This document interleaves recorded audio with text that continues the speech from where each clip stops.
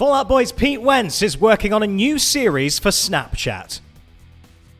Hi guys, James Wilson Taylor here for Rock Sound. Now, Fall Out Boy bassist Pete Wentz has many different job titles. He's of course a musician, a lyricist, a label boss, and now he's moving into the world of scripted series with the announcement by Snapchat today that a new show entitled Everything's Fine will see Pete serving as a producer, a music supervisor, and writing new original music for the episodes. The show was developed through Paul Feige's company. He's the guy who, of course, directed Bridesmaids. And the plot is described as revolving around a college student dealing with bipolar disorder and trying to make it in the music industry. The series is part of a whole new slate of scripted shows from Snapchat and will be available in the Discover tab in early 2020.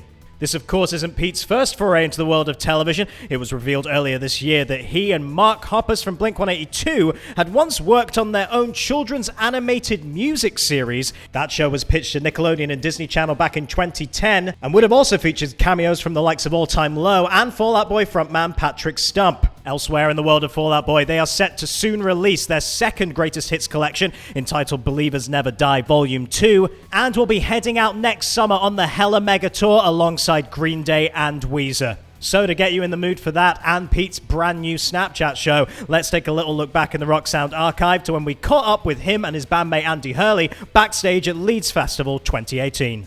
Over the Mania period, it was something of a reinvention in a way. Do you think it's been a successful reinvention, and what can we see you doing in the future in that regard? Big question. Yeah, totally.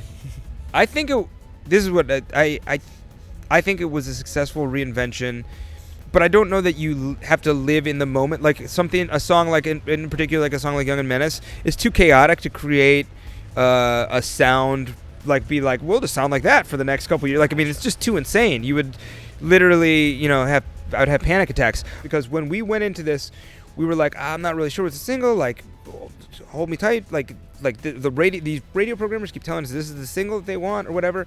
And the kids were telling us, last of the real ones. This is a song we like. This is a song we love. And then the radio guys were like, well, I don't know. Like, I don't know if we can play it. It's a radio song. And I think that if the one thing that I would do differently in the future is like listen to the kids on that aspect, because they just drive it anyway. So it just doesn't really matter. Like, Last of the Real Ones is a single. It's just not a single that's on like the radio here, but it's like on the internet. So that was that part, I would say, not was unsuccessful, but was like a learning experience for us. Yeah, but I think it was a successful transition. For more on this and all your latest news on all your favorite bands, head right now over to rocksound.tv. I've been James Wilson Taylor, and this has been a Rock Sound News Update.